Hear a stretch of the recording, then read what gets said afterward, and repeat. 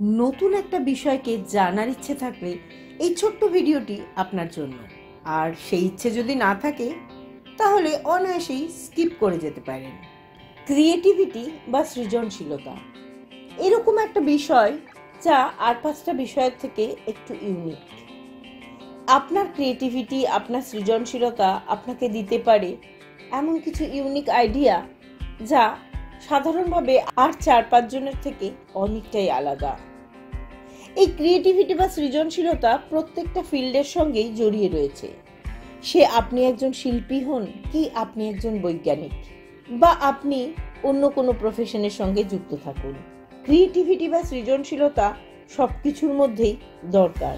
এই সৃজনশীলতায় ভিড় থেকে আলাদা করতে পারে একজন মানুষকে। সাধারণ থেকে অসাধারণ কিছু করে ফেলার পেছনে কিন্তু থাকে এই ক্রিয়েটিভিটি, এই ইউনিক আইডিয়াস। কিছু কিছু মানুষ জন্মগতভাবেই ক্রিয়েটিভ হন, তাদের এই ক্রিয়েটিভ আইডিয়া নিজের থেকেই চলে আসে।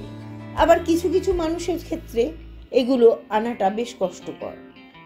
আমরা আজকে এমন একটা জিনিস সম্পর্কে জানবো যেটা আমি গ্যারান্টি দিয়ে বলতে পারি আপনারা 90% মানুষ জানেন না।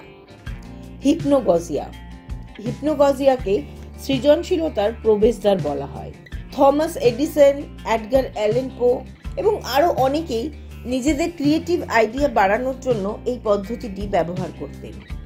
একটা আরামকেদারা বা একটা রিল্যাক্সিং চেয়ারে বসে নিজের হাতে বেশ বড় ভারী কয়েকটা স্টিলের বল ধরে নিজেকে আস্তে আস্তে রিল্যাক্স করে ঘুমানোর চেষ্টা করতেন। এবার যখন তার ঘুমটা আসতো তখন তার হাতটা অটোমেটিক্যালি খুলে যেত আর বলগুলো মেঝেতে পড়ে যেত।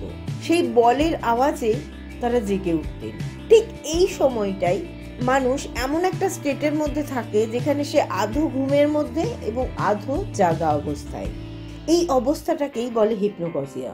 এই সময় আপনার সাবকনসিয়াস মাইন্ড পুরোপুরি অ্যাক্টিভ থাকে এবং এই সময় আপনার সাবকনসিয়াস মাইন্ড আপনাকে এমন কিছু আইডিয়া দিতে পারে যা আপনার কনসিয়াস মাইন্ড কখনোই আপনাকে দিতে পারবে না। এরপর তারা জেগে উঠে সেই সমস্ত আইডিয়াকে নোট ডাউন করতেন এবং করে ফেলতেন এমন কিছু যা সত্যি অসাধারণ, কিছু ক্ষেত্রে ইম্পসিবলও বলতে পারেন। আপনিও যদি কিছু ক্রিয়েটিভ আইডিয়া পেতে চান তাহলে অবশ্যই ট্রাই করুন এই টেকনিক। এটা কিন্তু কোনো গল্পগাথা নয়, এর একটা বৈজ্ঞানিক দিকও আছে।